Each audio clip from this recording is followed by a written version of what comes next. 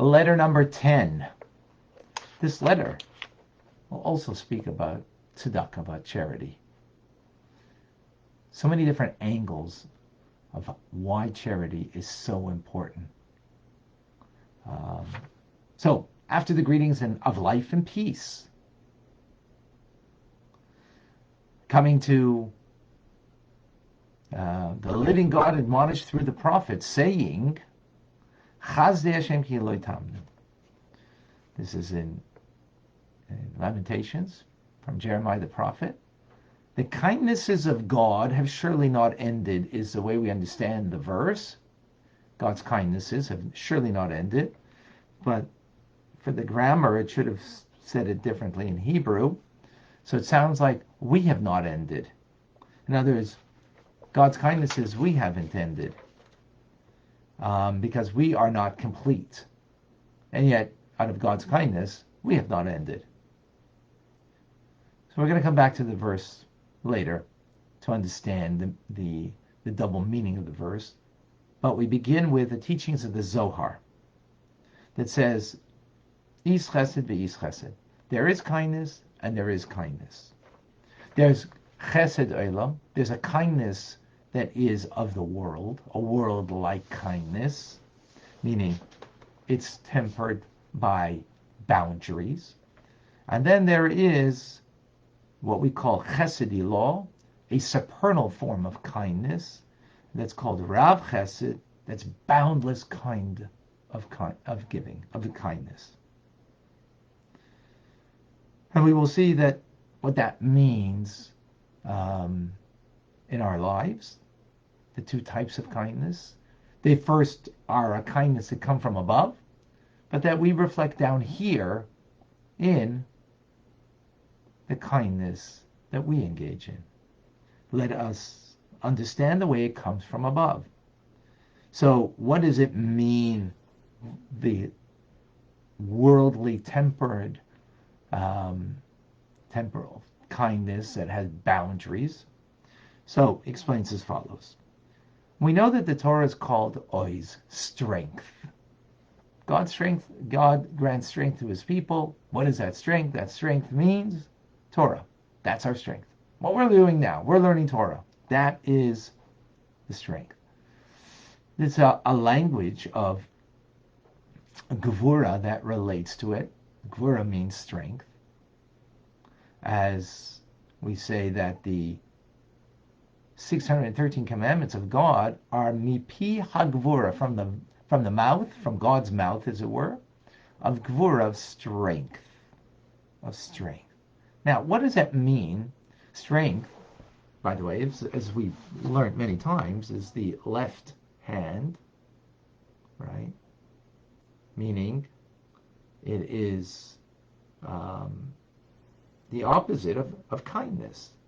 Gvura, strength, means refrain, holding back, right? Kindness is giving without any restraint. No restraint in the giving. That's the concept, at least.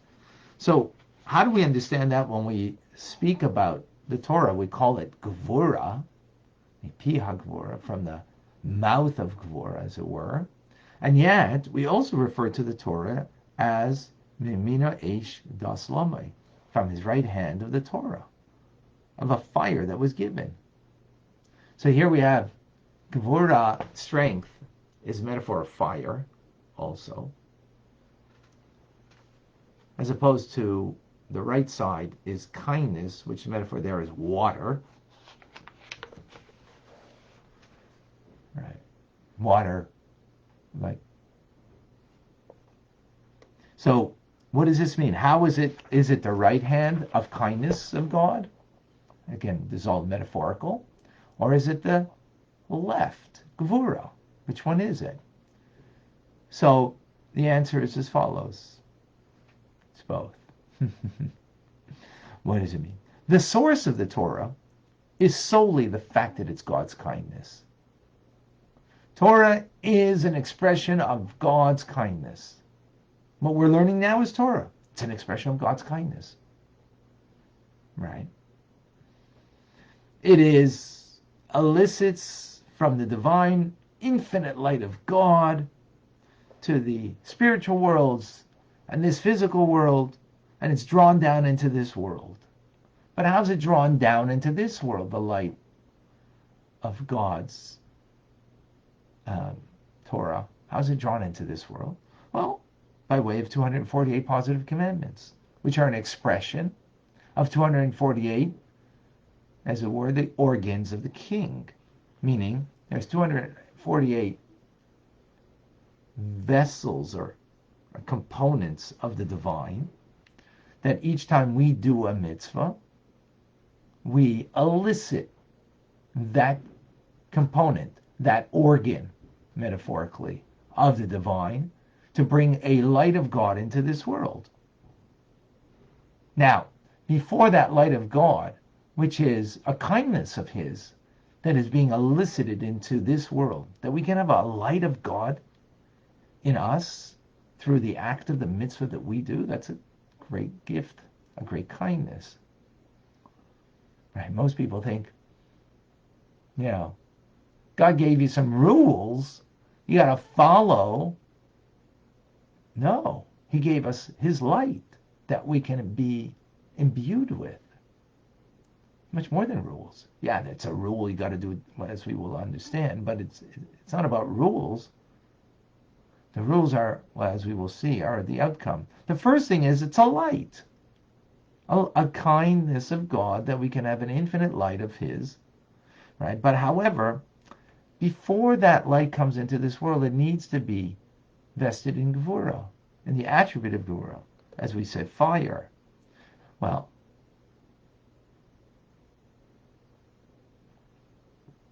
water flows freely. Kindness of God flows freely. But that light would be too great for us. It would be too much. So it has to go into fire. For fire not to be destructive, what do you have to do with fire? It has to be harnessed. It has to be restrained. That's the concept of tzimtzum, of contraction of the divine light. That the divine light of God needs to be contracted upon. Because the light is too powerful. That kind light of God. And because it's contracted, that light, in the mitzvah, so now the commandments actually express themselves, not in spiritual terms, but in physical, material terms, in a very practical way. So for example, the tzitzis that I wear are made from wool. The tefillin that I put on are made from leather. The sacrifices that are offered are from animals, plants, and minerals. Charity involves material objects like money. Even when it comes to mitzvahs that are of the heart, like the awe and the love of God, are also have a measured amount. They're not infinite, right? There's a palpable heart that feels something. So this is what our sages teach us, that when God first revealed His kindness to us at Mount Sinai by giving us the Torah, our souls took flight. Why? Because it was too powerful, the light. It was too awesome. It was boundless kindness. It needed to be vested in Gvura, limitation.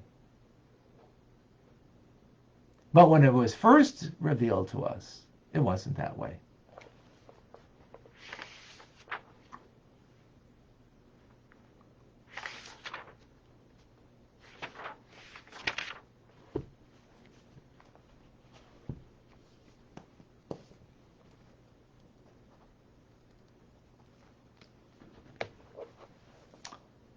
We continue in the 10th letter. In this letter, the Alter Rebbe speaking about two kinds of kindness. We began with a earthly kind of kindness that has a limitation. And the reason why it has a limitation in us, as we will see, is because from God it starts in a limited fashion. What does that mean? So the ultimate kindness of God is that He gives us a light of Him that we can be imbued by, that we can connect to. we can connect to Him. That's a real kindness. To the infinite of God we connect. How? Through a mitzvah. However, that mitzvah, if it was just God's kindness, the light would be too powerful. And we experienced that by Mount Sinai. It was too powerful. So it needs to be vested in Gvura. The kindness of God that's limitless needs to be vested in Gvura, which is harnessed.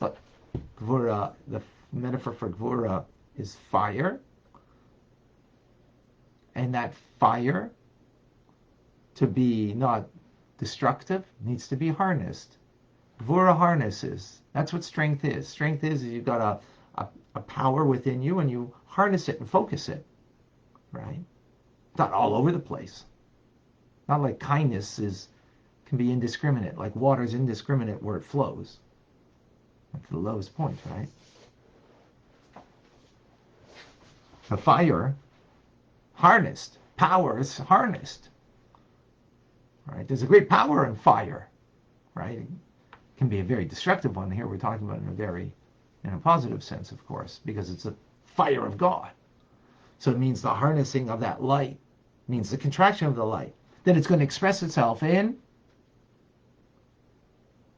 a limited fashion. Well, what's a limited fashion? Well, in this physical world, it means physicality. So all mitzvahs has to be done in the physical. So if someone will say, tefillin, I don't need a physical pair of tefillin in order to attach myself to God.